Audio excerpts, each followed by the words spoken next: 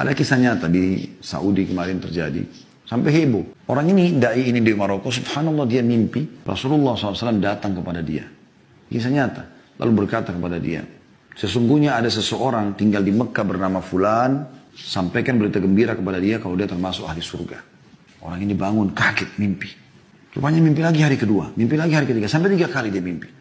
Karena 3 kali dia penasaran, dia ambil pakaiannya, dia beli tiket, berangkat langsung umroh. Tiba di Mekah dia ngobrol sama teman-temannya da'i-da'i yang dia kenal juga.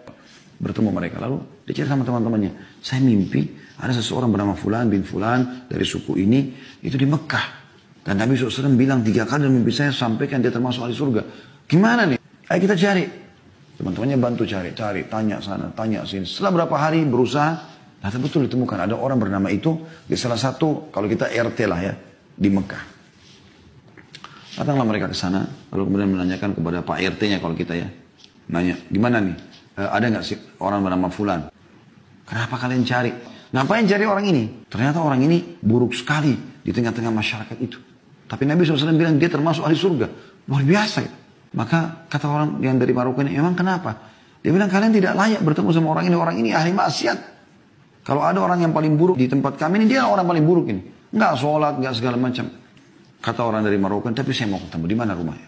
Tunjuk rumahnya. Pergilah ke sana, ringkas cerita.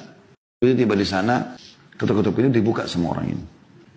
Dia kaget ada orang-orang cari dia. Ada apa nih? Dia bilang, kenapa kalian cari saya? Kata orang dari Maroko, apakah kau Fulan bin Fulan dari suku ini? Dia bilang, iya. Dia bilang, saya mau menyampaikan berita dari Rasulullah SAW. Saya si Fulan dari Maroko. Saya mimpi 3 hari berturut-turut. Rasulullah SAW menyuruh saya menyampaikan kepada kamu berita gembira kalau kau termasuk ahli surga. Kaget orang itu langsung tiba-tiba menangis. Saya? Kata orang Maroko itu, iya. Demi Allah saya nggak bohong sama kamu. Saya datang dari Maroko jauh-jauh umroh ini hanya untuk bertemu dengan kamu menyampaikan itu. Dia bilang, demi Allah, akhi. Orang itu bilang, tidak ada orang lebih buruk daripada saya di sini. Bagaimana bisa saya dapat jaminan itu? Kata orang Maroko itu, saya nggak pusing dengan itu. Cuma saya datang khusus untuk menyampaikan itu dan saya mau tahu amalan apa yang kau lakukan ini. Sampai 3 hari betul-betul saya mimpi Rasulullah. Dia bilang, saya tidak ada. Hanya sampai dia ingat. Dia mengatakan, yang saya teringat sekarang, tetangga saya ini, tunjuk rumah sebelahnya. Tetangga saya ini adalah seorang janda yang punya 3 anak. Hidupnya susah. Waktu suaminya meninggal, nggak ada yang menaungi mereka.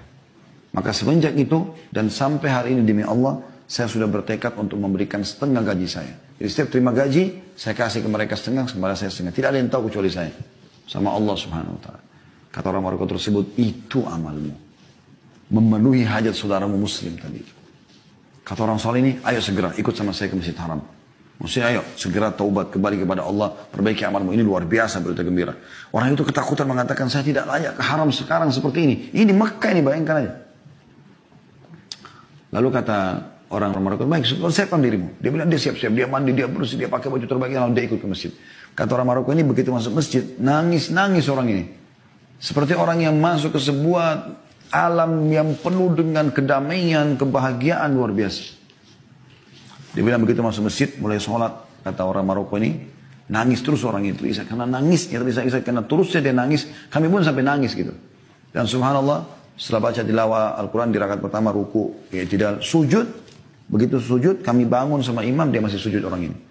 Kami sujud lagi yang kedua, dia masih sujud. Kami berdiri rakaat kedua sampai terus. Itu maghrib waktu itu. Setelah saya salam, habis sholat maghrib, nanti saya sentuh dia jatuh sudah meninggal dunia. Allah tutup dengan husnul khatimah. Karena memenuhi hajat saudara muslim. Kadang-kadang depan mata sudah jelas saudara kita muslim datang. Miskin, jilbabnya kotor, di lampu merah, sendalnya juga putus. Minta, masih gak dikasih.